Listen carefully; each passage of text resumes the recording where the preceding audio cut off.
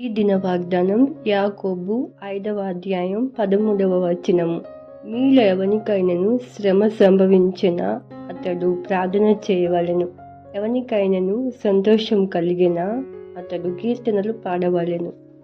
మనకి శ్రమ సంభవించినప్పుడు మొదట ఎవరి యొద్దకు వెళ్ళి మన సమస్యలు చెప్పుకుంటున్నాము? దేవుని యొద్దక లేదా మనుషుల యొద్దకు వెళ్తున్నామా? మనుషులు మన సమస్య నుంచి మనల్ని విడిపించలేరు. దేవుడు ఒక్కడే మన సమస్యల నుంచి మనల్ని విడిపించేవాడే ఉన్నాడు. అలాగే మనం జీవించబడినప్పుడు, సంతోషంగా ఉన్నప్పుడు, ఆనందిస్తున్నప్పుడు మొదట ఎవరి యొద్దకు వెళ్తున్నాము? మనుషుల యొద్దక? దేవుని యొద్దకు వెళ్ళి ఆయనకి స్తుతులు, కృతజ్ఞతార్పణలు అర్పిస్తున్నామా? దేవుని అనుగ్రహం, ఆయన కృప లేనిదే మనం ఏమీ చేయలేమని గుర్తుపెట్టుకోండి. మనం సంతోషంగా ఉన్నను దేవుని స్తుతించాలి, శ్రమ సంభవించినప్పుడు ప్రార్థించాలి. ఆయన ఒక్కటే మనకి సహాయకుడు.